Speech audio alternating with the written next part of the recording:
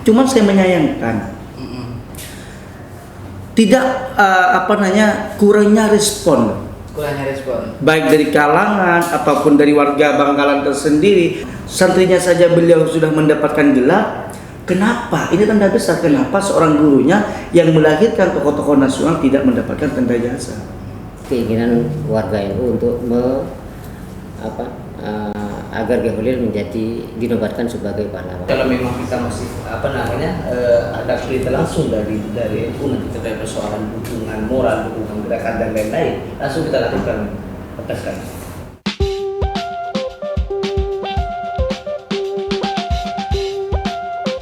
Oke, Mas Selamat. Oke, sebelum ke Pak Kiai, apakah dukungan berbentuk tanda tangan dan kemudian petisi permintaan itu penting juga menjadi sebuah alat untuk memperkuat keinginan warga Madura menjadikan Syekhona Khalil sebagai pahlawan?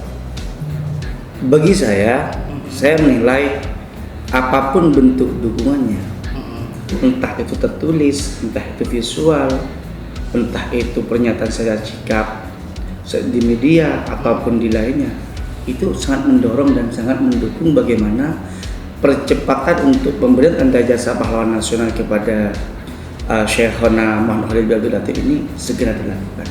Cuman ini memang politis, bagi saya politis. Bagaimana tanda jasa untuk menyematkan sebagai pahlawan nasional ini harus dilakukan secara politis. Saya sebagai politisi muda dan sebagai representasi dari politisi Madura, saya siap untuk mengawal kebijakan ini, untuk siap selalu memberikan konsistensi bagaimana Syekhona Khalil ini bisa betul-betul dinobatkan sebagai pahlawan nasional. Bagi beliau, bagi keluarganya tidak apa-apa. Tapi dengan adanya legitimasi penghargaan itu mampu memberikan apresiasi a priori yang setinggi-tingginya kepada perjuangan beliau. Cuman saya menyayangkan tidak kurangnya respon baik dari kalangan ataupun dari warga Bangkalan tersendiri. Artinya respon yang saya inginkan bukan mendukung saya, bukan memuji Selamat Aryadi, bukan. Artinya respon positif yang perlu diberikan pada saat saya menyampaikan itu, respon positif yang kita tunggu. Sehingga pernyataan secara sikap tertulis, analisa kebijakan kenapa saya meminta Syekhona Khalil ini dijadikan sebagai pahlawan nasional, saya setorkan langsung kepada Ketua DPR RI Bu Puan Maharani. Itu adalah kajian akademik yang saya berikan kepada beliau berdasarkan fakta dan realita di lapangan seperti apa napaktilah sejarah yang telah beliau lakukan. Makanya saya menginginkan kalau memang ini adalah naluri kita bersama bagaimana Syekhona Khalil ini betul-betul diberikan atau disematkan sebagai tanda jasa sebagai pahlawan nasional, dukungan ini belum terlambat. Baik petisi secara bersama organisasi kepemudaan, organisasi keislaman mendukung secara penuh, baik bersurat secara legalitas formal di hitam di atas putih misalkan, sampaikan kepada presiden, sampaikan kepada Mensos, ini juga langkah lebih baik. Artinya saya tidak bertarung sendirian. Saya hari ini bertarung sendirian, single fighter. Cuma kalau tanpa dukungan rangkulan dari para sahabat, rangkulan dari para guru, kan begitu Pak Kiai. Makanya artinya saya mengapresiasi dengan langkah yang dilakukan oleh teman-teman ini Kabar Madura ya. Artinya memberikan fasilitas kepada kami, memberikan bukan panggung politik. Artinya bagaimana akselerasi ini betul-betul dalam proses penyematan tanda jasa ini segera dilakukan, biar tidak seakan-akan menjadi panggung politik bagi saya.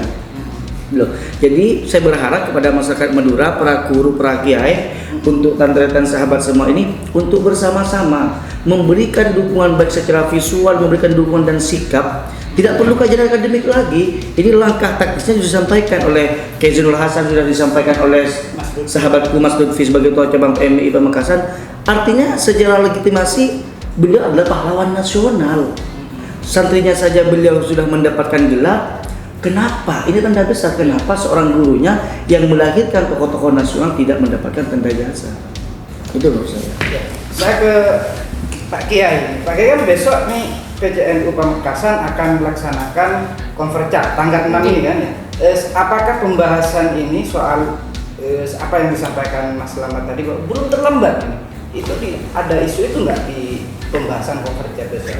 Ya, terima kasih. Pertama saya mengucapkan terima kasih kepada saudara Pak Slamet ini yang telah ikut juga memperjuangkan, karena kami berpedoman pada ayat begini. Jadi ketika Nabi Yusuf saudara-saudaranya udhulu min abwabin muqaddari, masuklah dari berbagai pintu. Jadi beliau dari politik, dari politik, ada yang dari pemerintahan, ada yang dari tokoh masyarakat. Jadi beberapa pintu. Saya Berkolaborasi.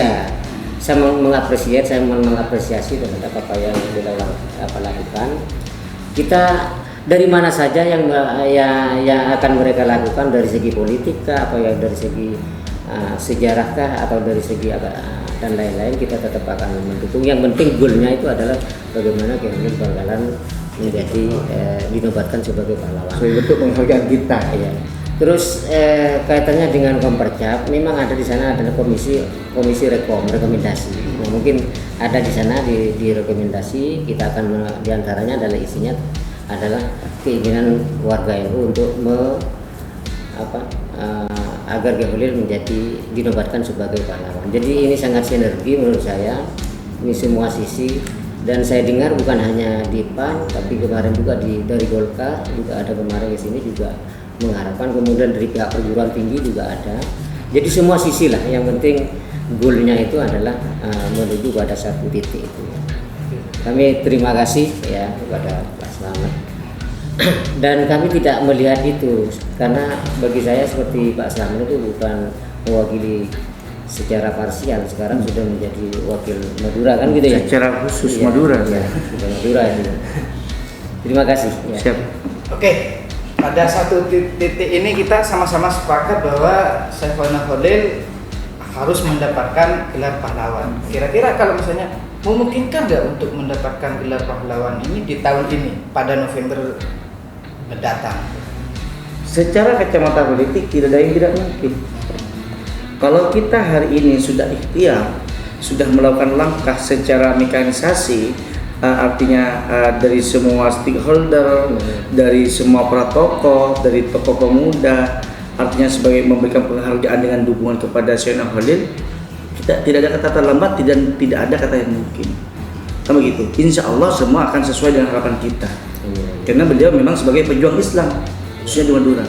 Yang kedua, saya menginginkan bukan hanya Syaifullah Holil, artinya ada dua tokoh yang saya sampaikan pada kemarin pada saat rapat paripurna tanggal 13 Februari adalah Pangeran Trunojoyo.